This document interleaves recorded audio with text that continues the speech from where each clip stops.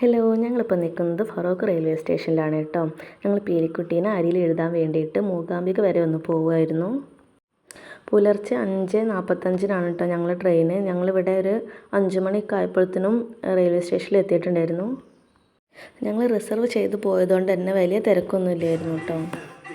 പിന്നെ ഇത് പോകുന്ന വഴിക്ക് കണ്ട ഒരു അമ്പലമാണ് കേട്ടോ. ട്രെയിൻ ഒന്ന് സ്റ്റോപ്പ് ചെയ്തപ്പോൾ അതിന് തൊട്ടടുത്ത് നല്ല ഭംഗിയുള്ളൊരു അമ്പലം, നല്ല പാട്ടൊക്കെ ഇട്ടിട്ട് നല്ല രസമുണ്ടായിരുന്നു കാണാൻ.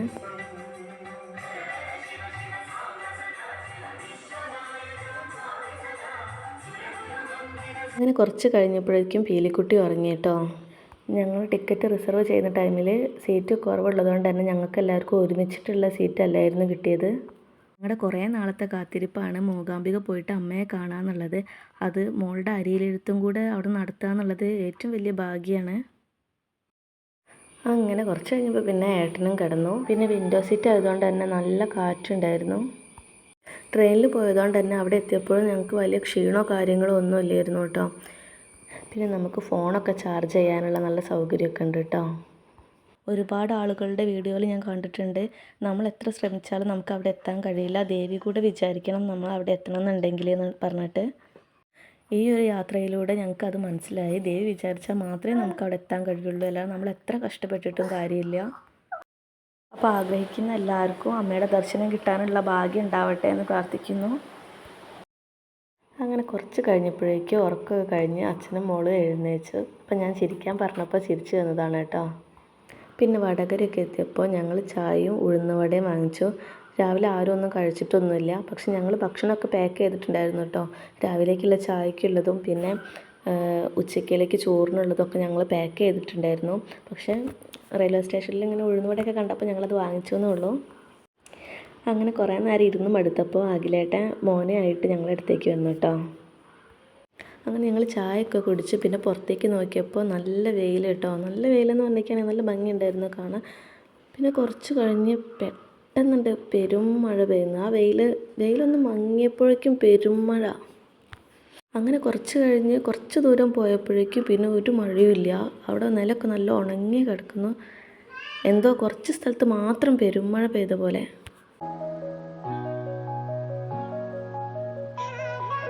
അങ്ങനെ പിന്നെ മഴയൊക്കെ പോയി നല്ല വെയിലായി.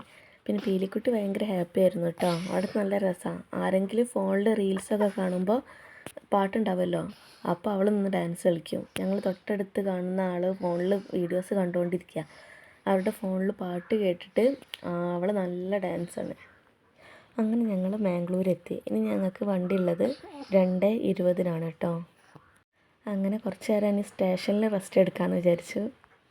ഞങ്ങൾ രാവിലത്തെ ചായ കുടിക്കാത്തതുകൊണ്ട് തന്നെ ഞാനും ഏട്ടനും സ്റ്റേഷനിൽ ഇരുന്നിട്ട് ഞങ്ങൾ കൊണ്ടുവന്ന ചായ കഴിച്ചു കേട്ടോ.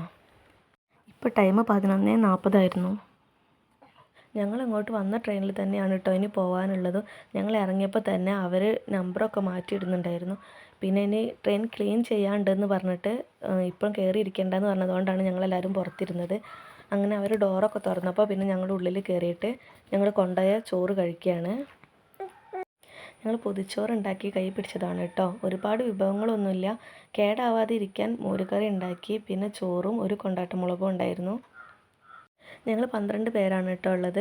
ഞങ്ങൾ 10 വലിയ ആളുകളും ഹരിയും നന്ദനും അങ്ങനെ 12 പേര്. പിന്നെ ഞങ്ങൾ ഭക്ഷണമൊക്കെ കഴിക്കാൻ തുടങ്ങി. പിന്നെ എല്ലാ പാക്കും കൂടെ ഒരുമിച്ച് വെക്കുമ്പോൾ നല്ല വെയിറ്റ് ആവുമല്ലോ. അപ്പോൾ ഞങ്ങൾ കരുതി ഓരോരുത്തർക്കുള്ളത് അവരുടെ ബാഗിൽ തന്നെ വെച്ചിരിക്കുകയാണെങ്കിൽ കുഴപ്പമില്ലല്ലോ എന്ന് കരുതി അങ്ങനെ നമ്മുടെ ഭക്ഷണം നമ്മുടെ കയ്യിൽ തന്നെയാണ് വെച്ചത്. അതേപോലെ തന്നെ വെയിറ്റ് കുറയ്ക്കാൻ വേണ്ടിയിട്ട് വെള്ളവും അവനവന് വേണ്ടത് നമ്മുടെ കയ്യിൽ തന്നെ വെച്ചു. പിന്നെ എക്സ്ട്രാ ബോട്ടിലെടുത്ത് കയ്യിൽ വെച്ചിട്ടുണ്ടായിരുന്നു കേട്ടോ. ഞങ്ങളൊരു 4:20 ആയപ്പോഴത്തേനും ബൈന്ദൂർ എത്തി. ഞങ്ങൾ വണ്ടി ഇറങ്ങുന്ന ടൈമിൽ നല്ല മഴയായിരുന്നു. കുടയൊന്നും എടുക്കാനുള്ള ടൈമില്ലാത്തതുകൊണ്ട് ഞങ്ങളൊക്കെ വണ്ടിയിൽ നിന്ന് ഇറങ്ങി ഓടി. പിന്നെ എല്ലാവരും തലയൊക്കെ തോർത്തി. പിന്നെ ഞങ്ങൾ റെയിൽവേ സ്റ്റേഷനിലേക്ക് കുറച്ചുകൂടെ മുന്നോട്ട് നടക്കണമായിരുന്നു. ബൈന്ദൂർ എത്തിയപ്പോഴത്തേനും പിന്നെ ട്രെയിൻ കാലിയായി. മൊത്തം ആളുകളും ഇവിടെയാണ് ഇറങ്ങിയെന്ന് തോന്നുന്നു. ഞങ്ങൾ കുറച്ച് നേരം അവിടെ നിന്നു. നാളെ തിരിച്ച് വരാൻ വേണ്ടിയിട്ട് എപ്പോഴേക്കാണ് ട്രെയിൻ ഉള്ളതെന്ന് അവിടെ പോയിട്ടൊന്ന് അന്വേഷിച്ചു. കാരണം ഞങ്ങൾ തിരിച്ച് വരാനുള്ള ട്രെയിൻ റിസർവ് ചെയ്തിട്ടില്ലായിരുന്നു. അങ്ങനെ സ്റ്റേഷനിൽ അന്വേഷിച്ചപ്പോൾ അവർ പറഞ്ഞു നേരിട്ട് മൂകാംബികയിലേക്ക് ബസ് ഉണ്ടാകുമെന്ന്. ആണെങ്കിൽ ബസ്സിന് പോകാമെന്ന് വിചാരിച്ച് ഞങ്ങൾ അങ്ങനെ പുറത്തേക്ക് ഇറങ്ങി. പുറത്തേക്ക് ഇറങ്ങിയപ്പോൾ ഇവിടെ ഒരുപാട് വണ്ടികൾ നിർത്തിയിട്ടിട്ടുണ്ട് കേട്ടോ. നമുക്ക് വേണ്ട വണ്ടി നമുക്ക് വിളിക്കാം. ആളുകൾക്ക് അനുസരിച്ചിട്ടാണ് അവർ റേറ്റും പറയുന്നത്. പിന്നെ അതിനനുസരിച്ചുള്ള വലിപ്പത്തിനുള്ള വണ്ടി എടുക്കും വേണം. അങ്ങനെ ഞങ്ങൾ ആദ്യം ബസ്സിന് പോകാമെന്ന് കരുതിയിട്ട് ഞങ്ങൾ നടന്നു. കുറച്ച് മുന്നോട്ട് നടന്നപ്പോൾ ഒരു വണ്ടി വന്നിട്ട് ഞങ്ങളോട് ഇങ്ങനെ റേറ്റൊക്കെ പറഞ്ഞു. അപ്പോൾ വലിയ റേറ്റ് ഇല്ലയെന്ന് കണ്ടപ്പോൾ ഞങ്ങൾ ആ വണ്ടി വിളിച്ചു കേട്ടോ. ഒരു വുമനി ആയിരുന്നു വിളിച്ചത്. പക്ഷേ ഞങ്ങൾക്ക് 12 പേർക്ക് അതിലിരിക്കാൻ കുറച്ച് ബുദ്ധിമുട്ടായിരുന്നു. ഞങ്ങൾ വിളിച്ച വണ്ടിക്ക് 800 രൂപയാണ് ആയത്. പിന്നെ അയാൾ ഞങ്ങളെ വലിയൊരു ഹോട്ടലിന് മുമ്പിൽ ഇറക്കി. അങ്ങനെ അവിടെ റൂം വെച്ചപ്പോൾ പറഞ്ഞത് 3000 രൂപയാണ് ഒരു റൂമിനെന്നാണ്. പിന്നെ അവിടെ നിന്ന് അമ്പലത്തിലേക്ക് കുറേ നടക്കാനുള്ളതുകൊണ്ട് ഞങ്ങൾ ആ റൂം എടുത്തിട്ടില്ല. പിന്നെ അമ്പലത്തിന് തൊട്ടടുത്തല്ലെങ്കിലും ഞങ്ങൾക്ക് റേറ്റിനൊക്കെ പാകമായിട്ട് ഒരു ലോഡ്ജ് കിട്ടി. ഞങ്ങൾ 2 റൂമാണ് എടുത്തത്. ഒരു റൂമിന് 1500 വെച്ചിട്ട്. പിന്നെ ഞങ്ങൾ ഫ്രഷായിട്ട് അമ്പലത്തിലേക്ക് പോയി. ഒരു 8 മണിയൊക്കെ ആയപ്പോഴത്തേനും ഞങ്ങൾ അമ്പലത്തിലെത്തി. അപ്പോൾ അമ്പലത്തിൽ എന്തോ പൂജ നടന്നുകൊണ്ടിരിക്കുന്ന ടൈം ആയതുകൊണ്ട് തന്നെ ഞങ്ങൾക്ക് 1 മണിക്കൂർ ക്യൂവിൽ നിൽക്കേണ്ടി വന്നു കേട്ടോ. പൂജ കഴിഞ്ഞ് ഒരു 9 മണി ആയപ്പോഴത്തേനും നട തുറന്നു. പിന്നെ പെട്ടെന്ന് വരി പോയിട്ടുണ്ടായിരുന്നു. അങ്ങനെ ഞങ്ങൾ സുഖമായിട്ട് തൊഴുതു പുറത്തിറങ്ങിയിട്ട് കഷായം സേവിച്ചു. അത് കഴിഞ്ഞിട്ട് അവിടെ നിന്ന് തന്നെ അന്നദാനവും കഴിച്ചു. പിന്നെ ഞങ്ങൾ റൂമിലേക്ക് വന്നു. ഇത്രയായിരുന്നു ഫസ്റ്റ് ഡേ.